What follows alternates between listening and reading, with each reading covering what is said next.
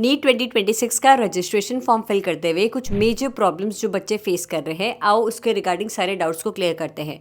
Number 1, अगर आप एक ड्रॉपर स्टूडेंट है तो आपको नीट 2026 का रजिस्ट्रेशन फॉर्म फिल करते हुए लॉगिन नहीं करना है। हर बच्चे की तरह न्यू रजिस्ट्रेशन ही करवाना है और आप लोगों का भी फ्रेश एप्लीकेशन नंबर जनरेट होगा। नंबर 2, जो पासपोर्ट साइज फोटोग्राफ आप क्लिक करवा रहे हैं, अगर अभी तक क्लिक नहीं कराई है तो उसमें अपना नाम and date of taking the photograph mention कर दीजिएगा। अगर नहीं भी मेंशन करा है तो कोई बात नहीं, तुम्हारा फॉर्म रिजेक्ट नहीं होगा। तो नेम एंड डेट मेंशन करना कंपलसरी तो नहीं है, लेकिन अभी तक फोटो क्लिक नहीं करवाई है तो फिर आप नेम एंड डेट मेंशन करवा लीजिएगा। नंबर 3, अगर आप लोग SC/ST कैटेगरी से बिलोंग करते हैं तो आपकी कैटेगरी सर्टिफिकेट की वैलिडिटी लाइफ टाइम की होती है बच्चों, आप उस कैटेगरी सर्टिफिकेट को अपलोड कर सकते हैं।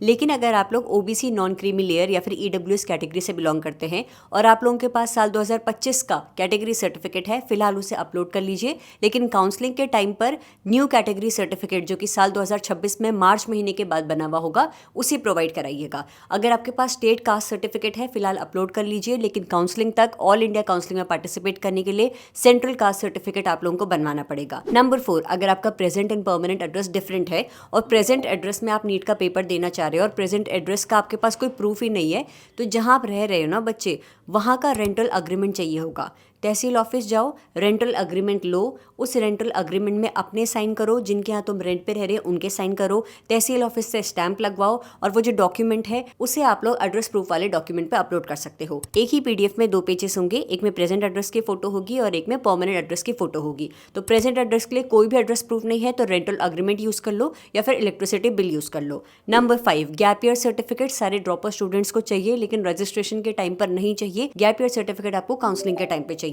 सबसे आखिरी डाउट, बहुत सारे बच्चों की लाइव फोटो आधार कार्ड से मैच नहीं हो रही है। अगर नहीं मैच हो रही है तो भी आप लोगों का फॉर्म आगे प्रोसीड हो सकता है, उसे प्रोसीड करो, फॉर्म फिलिंग के प्रोसेस कंप्लीट करो।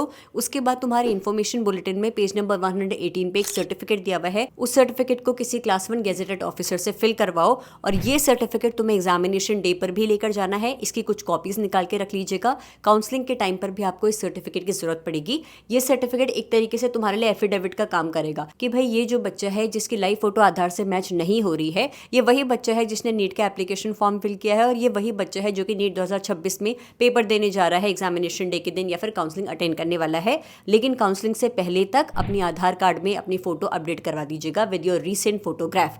तो आई होप अब नीट 2026 रिगार्डिंग कुछ भी डाउट नहीं रहेगा। फिर भी कुछ क्वेरी लग रही है तो वीडियो के कॉमेंट सेक्शन में मेंशन करते चले जाओ। जल्दी से जल्दी आप लोगों के सारे डाउट्स को क्लियर करने की जिम्मेदारी मेरी।